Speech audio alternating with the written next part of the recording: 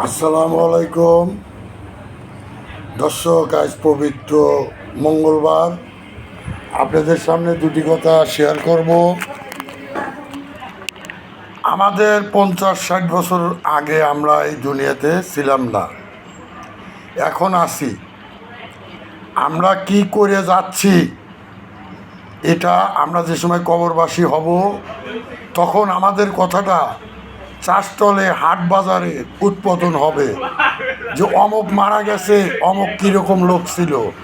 আল্লাহ পাক ওই রুহুর কাণ্ডা আসমানের দিক তাক করে রাখা হবে।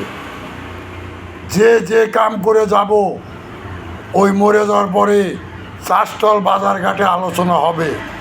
সেই আলোচনা অনুযায়ী আল্লাহ পাক বলবে, এখন তোমার বিচার তুমি কি করো। যার কারণে এই যে আমাদের এই কান্দে কাতিমুন, এই কান্দে আর এক ফেরেস্তা, দুইটাই হিসাব লিখতেছে, মাথায় রাখবেন।